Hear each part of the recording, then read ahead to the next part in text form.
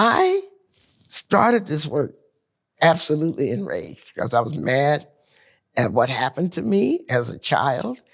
I was mad because I had to deal with thousands of rape victims, and mad when I had to deal with white feminists, and mad when I had to deal with people who had left the Klan. I was angry.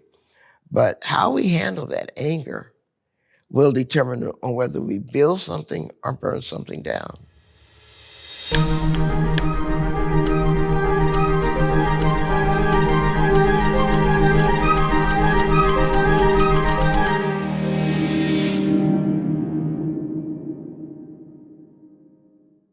Could you please start by just telling me your name and what you do?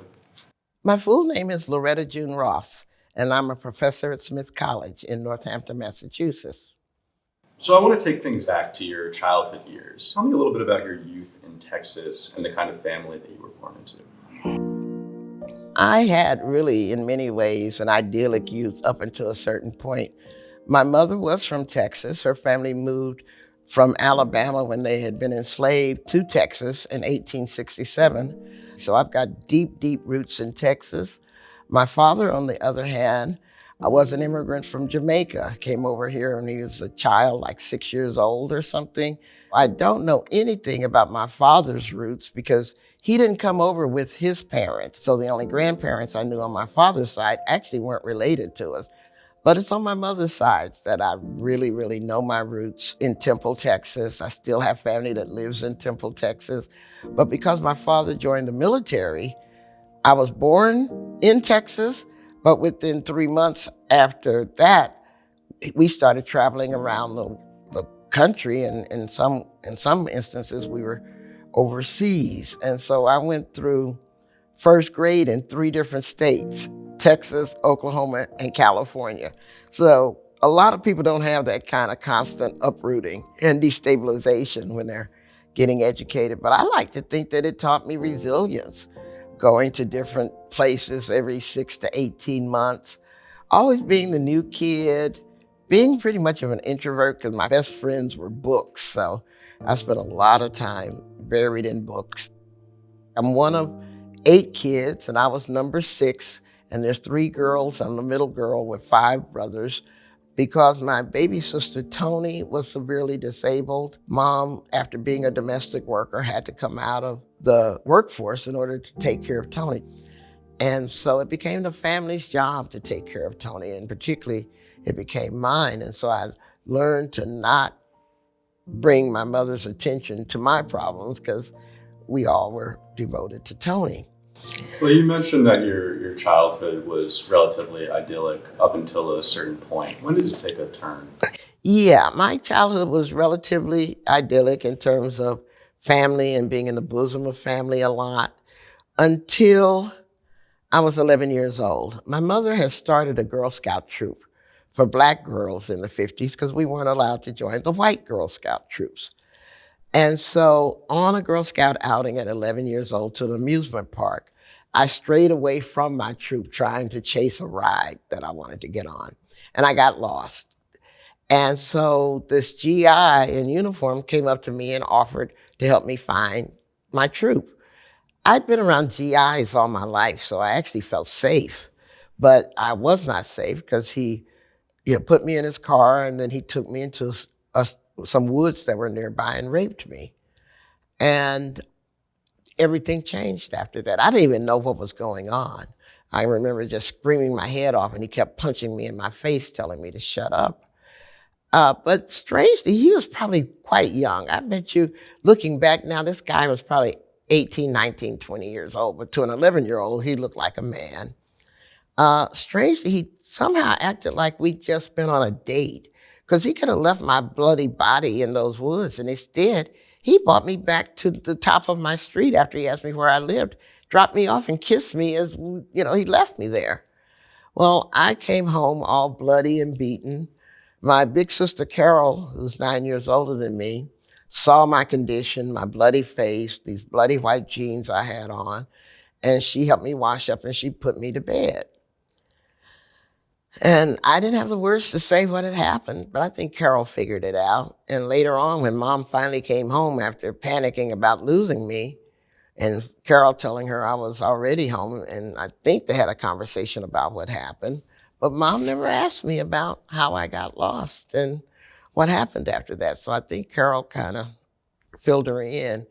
But that's when everything changed, because I didn't know anything about sex. My mama's religiosity kept her from talking about that with us. I knew something really dramatic and horrible had happened, but I still didn't know exactly what it was. So I became even more introverted after that, staying in my room, reading books. I was a pretty good student because I always got a lot of A's and stuff, because I like studying. I liked school, but I didn't have any close friendships. I was different from other 11-year-olds after that. And so I became Mom's unhappy child, as I said. And I think my mother was being triggered by what happened to me, because she had also suffered childhood sexual abuse, but she didn't have a way of communicating that with me. And so we fought all the time in power struggles. But she was also trying to groom me into becoming a housewife, because my mother was the only Black woman in our neighborhood who didn't work for a living. So she thought that that was the ultimate way to become a woman, to be able to stay at home, take care of your kids, have your husband provide for you. And that's what she wanted to groom her daughters into, that life that she had attained, that she thought was like, the golden egg at the end of the struggle. And I wanted no parts of that vision from my mom. And so I was rebellious. I wouldn't stay in the kitchen and learn how to cook. I was grudging about doing the housework. Whatever my future was, it was not going to be as a domestic housewife. Not at all. Another strain between my mother and me was that she was also grooming me to take care of Tony for the rest of my life and Tony's life. And that was also a role that I wasn't embracing or wanting to do.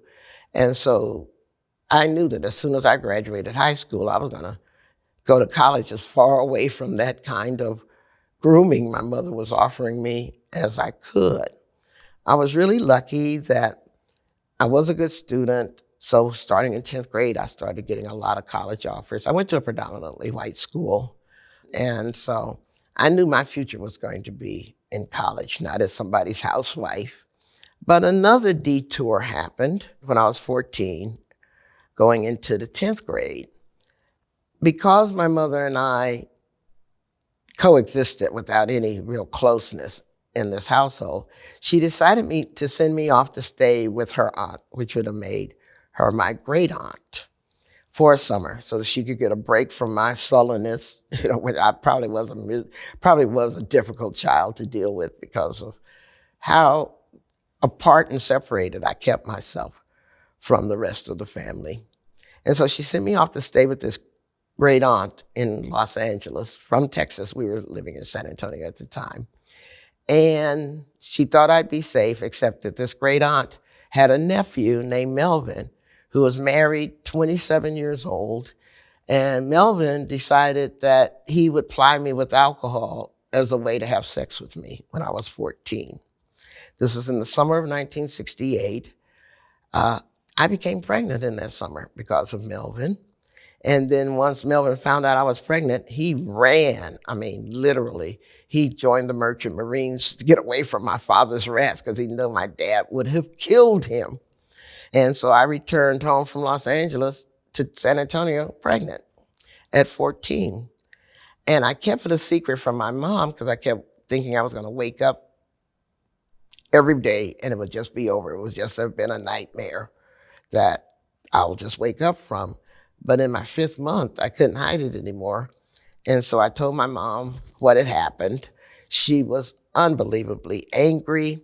She and my dad talked about it. They stuck me in what was called a home for unwed girls back then. It was very common to sequester pregnant teenagers in these homes, and they would have their babies in secret, give the babies up for adoption, and return to normal life, or as normal as it could be after you had something like that. My son was born April 9th, 1969. I had turned 15 by then. And I gave birth at this hospital that I think was a Catholic hospital because the people running that hospital broke the rules. They were supposed to just whisk my son off to the adoption agency. And instead, the morning after he was born, they bought him out with all the rest of the babies that had been born the night before, and they put him in my arms. And I looked down, and all I could say is that he's got my face. He's got my face because my son looked just like me as a baby. He's got my face. And so I don't know whether it was adolescent rebellion or mother bonding, but I couldn't go through with the adoption after that. And I had not planned on keeping him, so I hadn't chosen any name for him. And so within an hour, they were bringing me his birth certificate to put a name on it. I was like, I don't know. So I chose the middle name of two of my brothers, Howard Michael. And so Howard Michael Ross is how I became a mother at 15. So at 16, I left San Antonio to go to college at Howard University. I left my son with my mom and dad, but it all kind of fell apart in my second year of college because my mother wanted full custody of my son. I learned later that because we were retired military, all of us had health care, mom, dad, the kids, until we were 18. But Howard did not have any health care, my son Howard. And so the only way she could get him into the military policy would have been to adopt him. And to do that, she had to sue me for custody and put on this paperwork that I had abandoned my child so that she could get Howard into health care. But all I heard at age 17 was that my mom is taking my baby away, kind of thing. So I rushed home and took my son, brought him back to D.C. with me, and tried to make a life for us after that. These were the days before Roe, obviously, and one child you carried to term, and I understand that on another occasion you chose to have an abortion. What did those decisions teach you about the importance of legalized abortion, and tell me a little bit more about that landscape and your decision making at the time? In 1970, I went to college, and my mother, being the wonderful Christian woman she was, would not sign permission for me to obtain birth control because I was 16. I was underage. You had to be 18. And I fought with her briefly, but I had no power there, so she wouldn't do it. Well, I got to college, and I started dating this guy who was in his first year of law school. And we had sex 3 times, and I became pregnant again. And so, fortunately for me, Washington, D.C. decriminalized abortion in the summer of 1970. And in the fall of 1970, I needed an abortion. And my law school boyfriend was more than happy to pay for it because he was in his first year. He didn't plan on becoming a parent. I hadn't planned on becoming a parent again. And so he paid for it. Since it was legal, I was able to go to the Washington Hospital Center and have it. And this was in the days before amniocentesis, so nobody knew I'd had 2 babies up there, not just 1. But I'm very glad that I had access to abortion because the thought of becoming a mother with 3 kids at 16 was not a supportable thought. I knew the reality of parenting 1 child. I wasn't ready to parent 3. So I'm forever grateful that at the time I needed access to abortion, it was there for me. And I could afford it, and it was legal.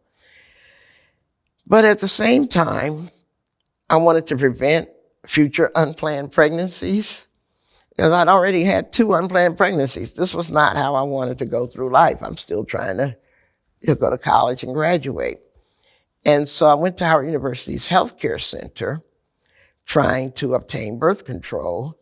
And that's where they introduced me to the Dalcon Shield, an IUD that they were freely distributing throughout the country they meaning A.H. Robbins, his manufacturer. So I accepted implantation of the Dalcon shield and as my strategy for preventing future pregnancies.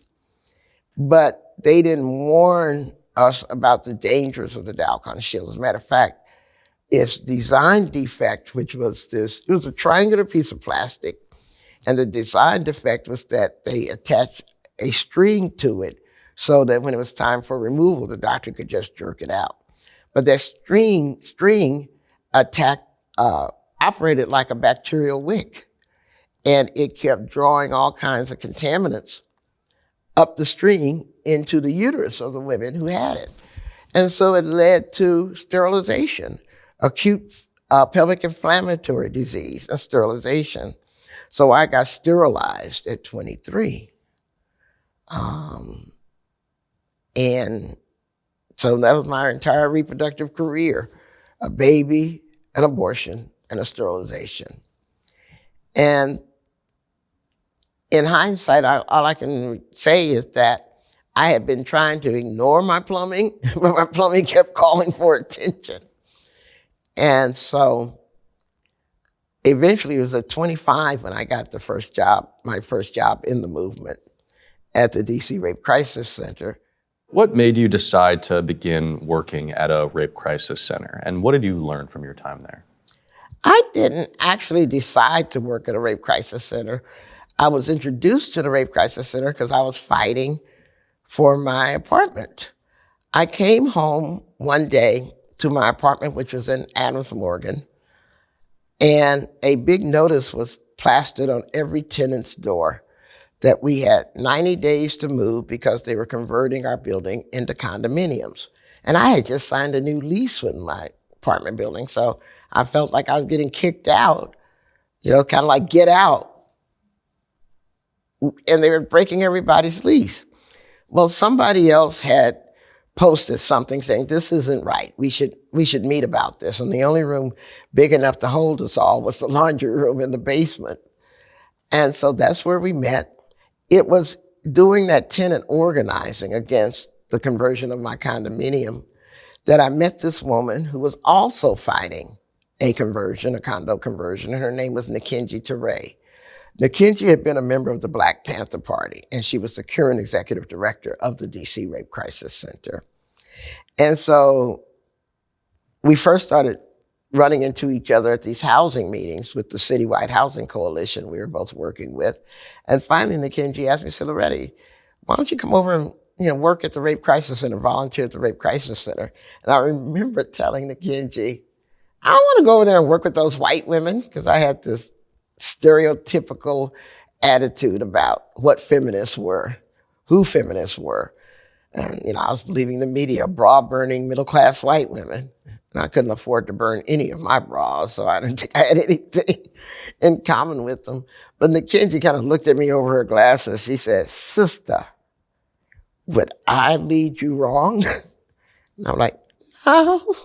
These are the Black Panthers, right? I mean, people in the Black Panthers, we knew were serious about liberation. And so at Nikinji's invitation, I came over and started volunteering at the Rape Crisis Center. And then when Nikinji resigned, I applied for and got the job to replace her. So I became his third executive director. That's where I really got introduced to the concept of feminism. It was that job that allowed me to attach words to what I'd been through, the incest, the abortion, the sterilization. I didn't have words for any of that stuff. And so in 1979, I became the director of the Rape Crisis Center.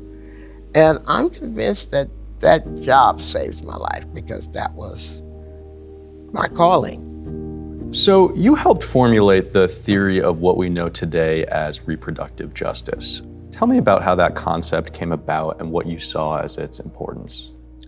In June of 1994, I was fortunate enough to attend a conference organized by the Illinois Pro-Choice Alliance.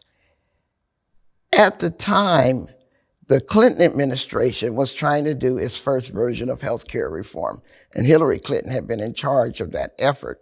And so they sent a representation to the pro-choice conference trying to recruit us to support the Clinton healthcare reform plan. But strangely enough, they decided that they would omit reproductive health care from the healthcare plan as a strategy to lessen Republican opposition to it. But for us at this pro-choice conference, populated by feminists, we couldn't understand why the Clinton administration would come and ask for our endorsement on such a male-centric plan. Because if you omit reproductive health care, you're omitting the main reason women go to the doctor. Because our second on becoming a woman moment is our feet up in those stirrups. And so that night, a Georgia state legislator named Mabel Thomas invited us to her hotel room. And she said, I don't know what's going on with this healthcare plan, but we need to do something. We need to make a statement about this as Black women. And there were 12 of us that ended up in Mabel's room. The thing that we also problematized was that abortion healthcare was always severed from other healthcare issues. And it was always severed from the reproductive rights issues and social justice issues that we thought were important. For example, every time a woman misses her period, she has this whole, oh my God, conversation going on in her head.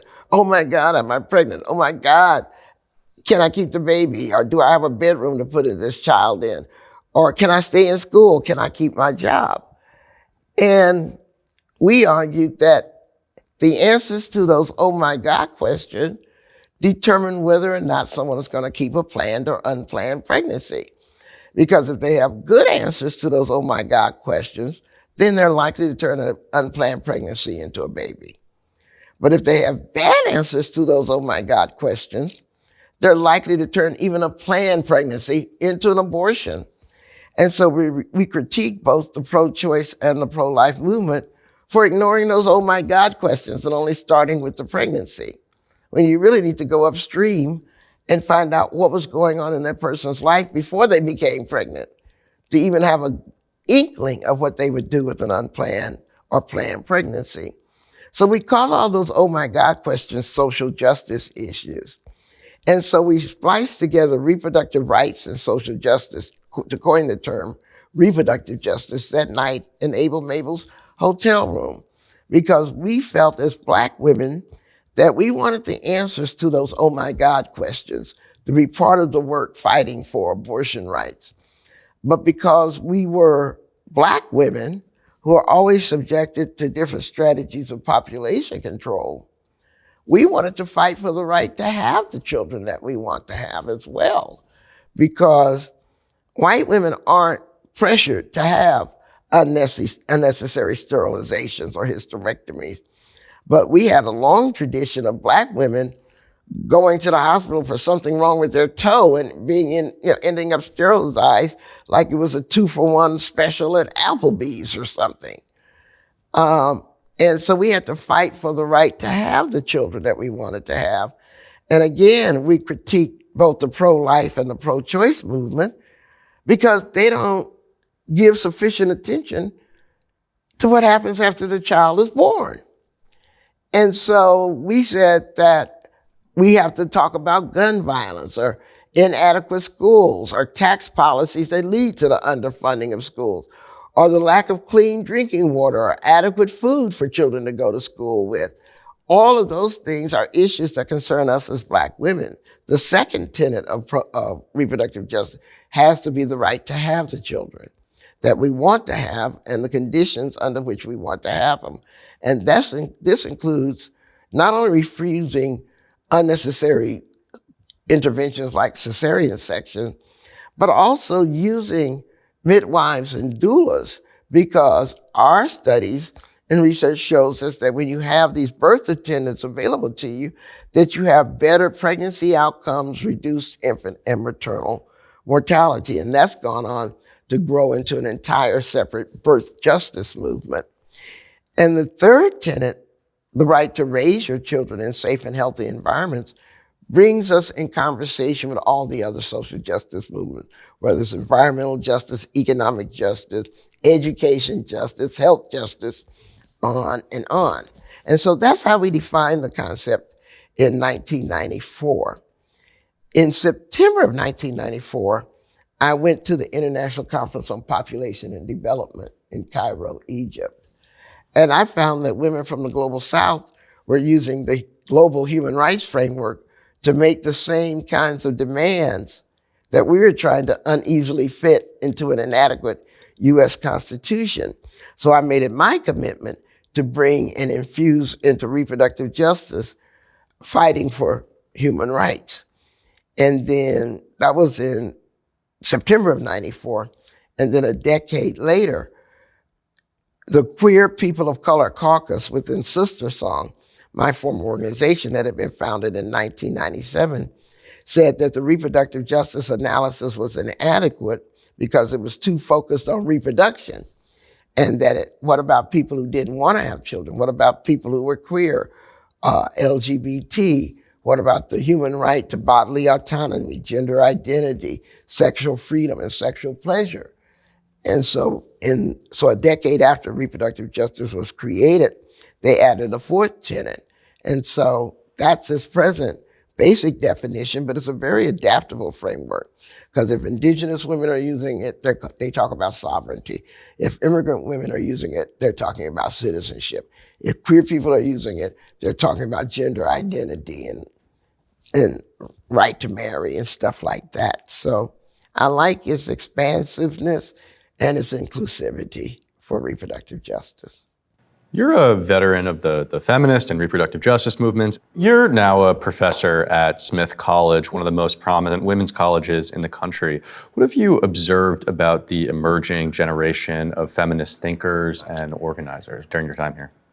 When I look at the landscape today, I look at bitter partisanship between people on the left and the right. I think the right wing has been so radicalized that they have become anti-democratic. They've basically said if we can't monopolize power in this country, we'd rather destroy the country. Almost like they want to fight a new civil war and see if they have a better chance to win it this time. They're actually using the same secessionist kind of language. On the left, I see us holding a winning hand. I mean, those who are opposed to human rights, they're fighting truth, they're fighting evidence, they're fighting history, and most of all, they're fighting time. And we've got that on our side. But we're risking blowing it by our call-out culture, that we're into attacking each other for not having the right words, not knowing the right gender pronouns, not knowing the latest woke thing on TikTok. We're cannibalizing each other. And we're destroying a lot of our social justice organizations with the call-out culture. And so the last 5 to 6 years of my attention hasn't been on issues, but on process. How we do the work is as important as the work that we do. And we cannot beat back this rising fascism and authoritarianism if we weaken ourselves by turning on each other instead of to each other. The fundamental issue with call-out culture is that it replicates what we say we oppose, the prison industrial complex. Because when our capitalist society wants to punish somebody, they silence them, they exile them, and in many ways they dispose of them, because we never want to hear what has happened to people who have become prisoners. We just want to know what they did.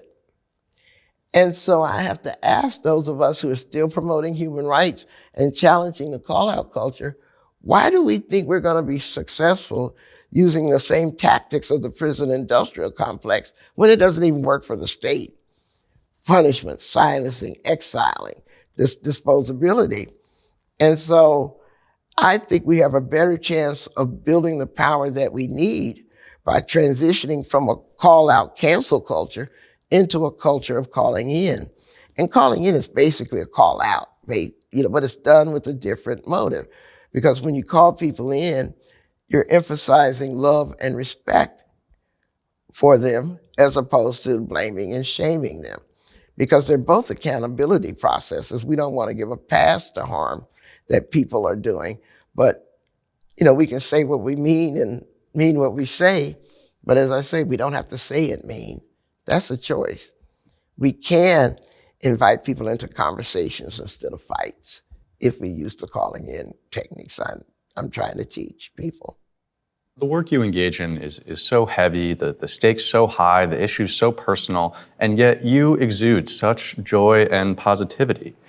What do you do to maintain that temperament? I have benefited from a lot of mentors in my life that taught me the importance of maintaining joy and hope. I remember when I was young and doing the tenant organizing or the anti-rape organizing, and my mentors back then said, Loretta, you've got to learn to party as hard as you work. You just can't take yourself that seriously anymore. Trust me, if you take care of yourself, the oppression will still be around, the movement will still be around. Take care of yourself. And then Leonard Zeskin, who taught me everything about fighting fascism, he said, Loretta, you need to lighten up. Fighting fascism should be fun. It's being a fascist that sucks. And so that's my sustainable practice. And I think there should be a human right to hope, because without hope, we don't fight human rights violations, because without hope, you've given up the expectation that things can change and get better. And so hope is not an option if you do human rights work. It's a necessity. And so I want to encourage people to know how they can make their lives matter, how they can make a difference when the world's a mess. Just start cleaning where you are, even if everything we're dealing with feels very overwhelming. And my mother said this to me after my pregnancy at 14, and she put me on the bus to Howard University. She said, Loretta, what I admire about you is that you don't let success go to your head, and you don't let failure go to your heart. And so that's been my mantra all my life. Don't let success go to your head. Don't believe the hype. Don't believe you're all that. But also don't believe that you can't become more than what happened to you.